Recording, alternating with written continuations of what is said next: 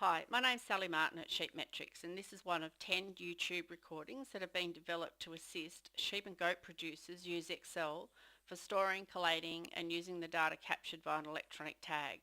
In this video I'm going to show you conditional formatting. The data file that we're using today is body weights captured at weaning. When I open a new data file, I always look to see if there are any duplicate tags and tidy up the data so that then I can use it.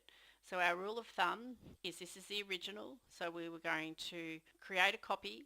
So now I've got the original file that I'm not going to touch. So then we're able to work on this data set, and we're going to save that as, and it's going to be saved as a workbook.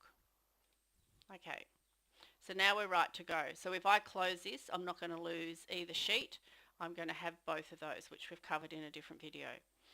So the first thing that I'll do is I'll identify whether there's any duplicates. So I'm going to look for duplicates in both the electronic tag and the visual tag, the VID, so the eID and the VID column. So I'm going to go up to conditional formatting.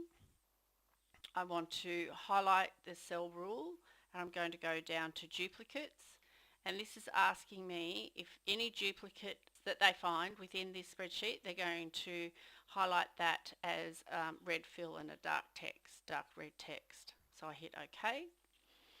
And then I can scroll down, and if I go down here, and this is now showing you that we've identified duplicate tags. So what I would normally do here is I would tidy up this data set. We've got a weight that's actually being captured against this tag, and here's the duplicate, and there's no weight there. So I right click on that row, I can actually delete it. I don't want that, and I don't want that one either. So I've deleted that, and I'll just check the rest of the data set. We've got a couple of others here. So we've got a weight against this tag and a weight against this one, but nothing against these two, so we'll get rid of those. And basically we're just tidying up our data set. So that's right click on the mouse, which highlights the whole row, and then it allows us to delete.